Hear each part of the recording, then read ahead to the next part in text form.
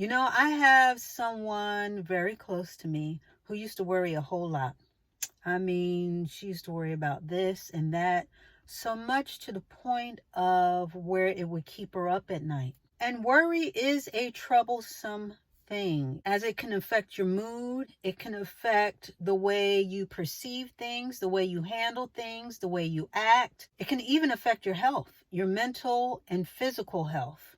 Worry can even go so far as to put people in a catatonic state where they feel like they can't move or can't do anything, as well as in a chaotic state where they do too much or they do something drastic, where it can not only end up hurting the situation or making it worse, but end up hurting them and or someone else. And worry is just a branch of fear. Worry and fear, they're on the same coin. I mean, I used to worry a lot. I was not immune to that as far as worrying about things. In fact, I even told you guys how I used to get buyer's remorse a lot. One example that I gave was when I I treated myself to a pair of shoes. As soon as I got them home, I instantly regretted it and returned them so I could get the money back into my account. I just worried about how much money I had and was I able to cover everything. But it usually came down to when I made purchases, because I felt like I didn't deserve these things right at this particular time, because I didn't have the luxury of spending on things for me. It was all about paying bills and so forth and so on. I just worried. I just had that fear of lack, fear of not having enough. Until one day I really got steady and steadfast in my faith. And I told myself, I said, what is the point in serving God, an almighty God, an omnipotent God, if I have to worry all the time about what's going on? I mean, what is the point of serving God if you still have these burdens, still have these fears, still have these worries? God tells us to cast all our cares on him. He didn't say some. He didn't say just on Mondays and Tuesdays, and he's not available Wednesdays through Saturdays. He said, cast all your cares on him. And we know that God is a 24/7 God, meaning 24 hours, 7 days a week God. He never takes time off. He also said, let not your heart be troubled. Now that means a lot. That means that anything that is bothering you, anyone, anything, any worry, any fear that you have, you're supposed to put that on him. You're supposed to unburden yourself and put that on him. We're not supposed to be filled with fear. We're not supposed to be troubled with trepidation. We're not supposed to be confounded by confusion. Not only are we not supposed to deal with it, but we're not built to deal with it either. We're not built to deal with it physically, because it manifests itself when you start to worry and have fear, and you let fear be your guide that wears on your body. It can bring an onset of illnesses. That's how serious that is. We are not supposed to be fearful or living in a state of fear. So that's what I did. When I realized what God meant in his word and what he's supposed to mean in our lives, I gave it over to him. I said, listen, I cannot handle this. I freely give this to you because I cannot handle this.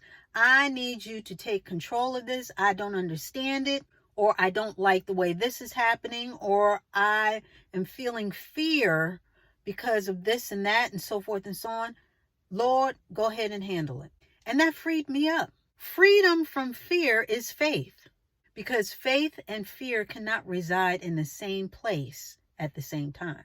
So if you are fearful and you're letting things bother you and you're worried and you're up at night, then that means you're not employing your faith in God, in who he is, in what he is to you, in what his word said as far as what he can do for you and what he wants to do for you, because he loves you. God is bigger than any situation that you find yourself in. God is bigger than any mishap, than any malady. He's bigger than any problem that you find yourself in. God is bigger than all of the above. And that's why we have to employ our faith. Everything is set in place for our betterment, for our good. And when he tells us to have faith in things, this is to lighten our burden. When he tells us that, that means that not only he can handle it, but he doesn't want us to handle it. Faith in God covers a multitude of stresses as well as other things. That's why having faith is so important. Having faith in God, faith that everything's going to be okay, that his word is true, that he will come through. Faith that if you do your part, he's going to have your back, because faith without works is dead. So the Bible talks a lot about faith. So there must be a reason behind that. And that is because faith is so important. It is one of the fibers that is woven into your relationship with God. Because what's the point in believing in him and serving him if you don't have any faith in his word and what he can do for you? What's the point in praying for something if you don't even think it's going to come through? You got to have faith. Hebrews 11:1 says that faith is the substance of things hoped for and the evidence of things unseen. So even though everything around you may be falling apart or whatever, you got to have faith that if you do your part and you employ your faith and you let God, you put it on his shoulder, say, God, I can't handle this. This is happening or this isn't happening. And I feel it coming on. I feel a fear fit coming on, a fit of fear. And I need you to handle this. You have to have faith that he will. He's going to show up and show out, because that's the kind of God that we serve. But you can't have faith and fear. They don't work together. They're not compadres. They're not best friends. They don't sit at the same table at the same time. They just don't. So while you're saying all that, you have to do your part and let it go. Don't just say you're going to let it go. Jesus, take the wheel. And then be a backseat driver telling him where to go, how fast to drive, slow down, speed up, take this exit, yada, yada, yada. You know, a lot of us, we like the idea of letting go.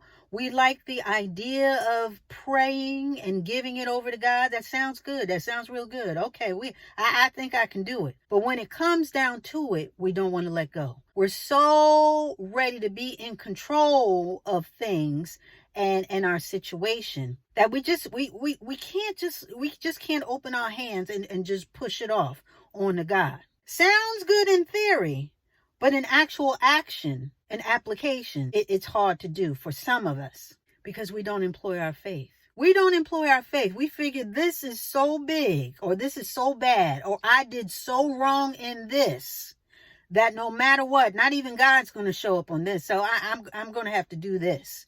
Or I know this a little bit better. I think I can, if I just tweak this, then I know I can get a good result. Honey, you've been worrying about this thing, the same thing for weeks or more, and the needle hasn't moved. You need to give that over to God. Step aside, give him the wheel, sit in the passenger side, and don't say a word. Let him take over that situation. You couldn't be in better hands. Forget Allstate. You are in good hands with God. He is the best insurance that you have against conquering any problem. When you say, Jesus, take the wheel, give him the wheel. He is a better navigator. He is a better driver. Trust me, he can handle this. He doesn't need your backseat driving. You tried all the rest, including yourself. Now it's time to try the best. Give it over to God. Stop living in a state of fear, because worry does nothing but keep you worried. Worry does not solve the situation. It does not change the situation. The only thing it does, it becomes a burden on you. It works on your stomach. It occupies your mind. Worry can wear you out. It totally takes over. Both faith and fear are very powerful forces. Fear will hold you captive, while faith can set you free. It will unburden you. Employ that faith. Stop living in a state of fear. I don't care what it is. Pray to him and give it over to him. And just know that God is on the case. And no matter what, you're going to be okay. You can't go by sight. You can't go by how it happened for the rest of the people that, well, so-and-so never made it and this and that. Don't go by that. Your relationship with God should stand in a faithful position. Employ your faith and put all of your cares, all of your burdens, all of your worries, all your trepidations, all of your ifs and what ifs and what nots and confusion. He's ready for you to put that all on him. But are you ready? Are you ready to unload and live a life of faith? No longer should fear be a factor in your life. Cast your cares on him. Free yourself from the bondage of fear and live in the abundance and freedom of faith.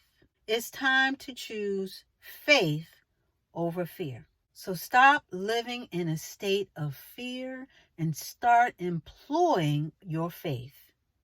And with that, we are going to put a button on it.